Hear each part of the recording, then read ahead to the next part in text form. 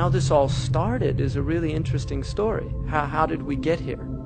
I mean, this story that happened, this primal story, is still going on. It's still being played out again and again. And it's in Surah Al-A'raf here. The story is a story about two creatures, Adam and Iblish.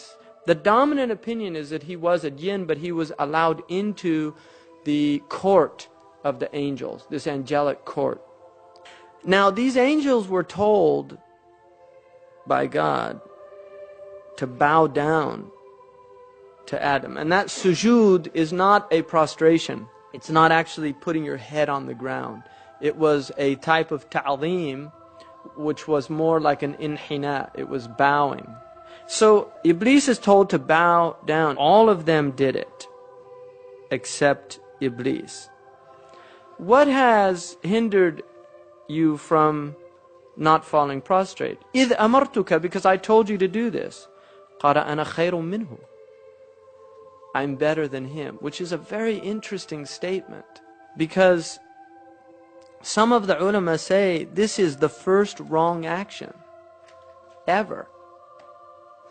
And it's a belief of superiority.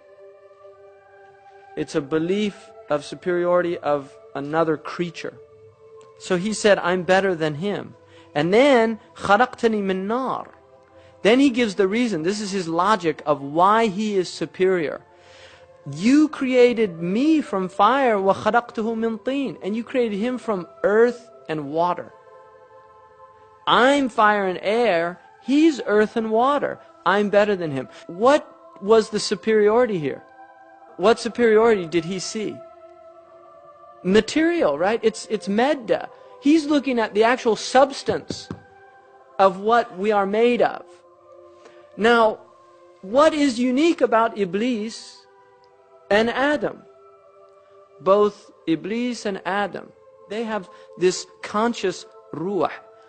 They have this conscious knowledge of God that other creatures don't have, whether they're made of fire, earth, water, whatever they're made of. So Iblis was looking at the outward of the situation and he's saying, I'm better than him. Why are you making me bow down to somebody that I'm better than? This is his logic. And there's a lot of people that fall into that type of reasoning in the world. And it causes immense problems in the world. قَالَ فَأَهْبِطْ. Then go down. Now this is a command to him. مِنْهَا فَمَا يَكُونُ لَكَ أَن تَتَكَبَّرْ فِيهَا. It is not for thee to show pride here. In other words, you're in the divine presence. This isn't the place for pride. If you're aware of God, you can't be in a state of pride. And therefore, he was cast out of this presence. Because the two can't go together. And then he says, فَخْرُجْ إِنَّكَ مِنَ الصَّاغِرِينَ. Get out of here because you are the saghir. You're not better, you're worse. You're the humiliated one. Because of your pride. Because of your pride, you've put yourself under the thing that you thought you were over. So the actual thinking that you were over this other creature has put you under that creature by default. So go out. His kufr is called kufr al-isyan. It's the disbelief of disobedience. And then he says, قَالَ أَنظُرْنِي أَنظِرْنِي إِلَى يَوْمِ يُبْعَثُونَ. Give me some reprieve. قَالَ إِنَّكَ مِنَ الْمُنظَرِينَ. You've got this reprieve. قَالَ فَبِمَا أَغْوَيْتَنِي. This is really key here. بِمَا أَغْوَيْتَنِي. Now, because you led me astray. Right? So he's blaming, now he blames Allah. This is the beauty of Iblis. Look at this foolish intellect. First, he says, why didn't you do it? And he says, because I can't do that, I'm better than him. Then he says, Bima aghwaytani, you made me go astray by telling me to do it in the first place. Because I couldn't do it, you said do it. And so it's your fault. It's not my fault, it's your fault. See, he's blaming God for his problems. بِمَا أَغْوَيْتَنِي لَأَقْعُدَنَّ لَهُمْ صِرَاطَكَ الْمُسْتَقِيمَ. I will now lurk in ambush for them. In other words, these humans. Because you told me to do this thing. So it's both of your faults. You told me to do something that I couldn't do. And the reason I couldn't do it is because he wasn't worthy of it. So he's got two adversaries here. He's angry at God and he's angry at Adam.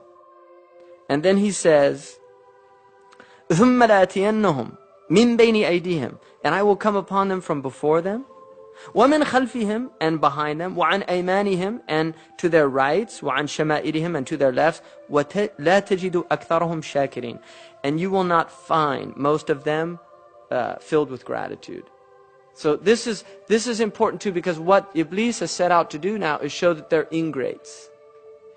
That's what he wants to do. He wants to show God that you made a mistake, you shouldn't have made him the Khalifa, the Caliph on earth, and you're going to see that they're not going to be grateful for what you've given them in the first place. And so it's very interesting, this story, because what it's telling us is that if you place God in his right position and you place yourself in your right position, which is that you see God over you and you're under, in prostration, in this state of submission, shaitan has no access. When does shaitan flee according to the hadith? When you're in sajda. Because he can't bear that.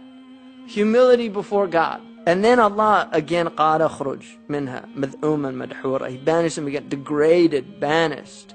And then he says that whoever follows you, لَمَنْ تَبِعَكَ مِنْهُمْ لَأَمْلَأَنَّ جَهَنَّمَ مِنْكُمْ أَجْمَعِينَ. I'm going to fill Jahannam with them. Those people that follow you, you're their imam. And you're headed to that place, so you're going to take them with you. So if you take him as an imam, that's where he's taking you.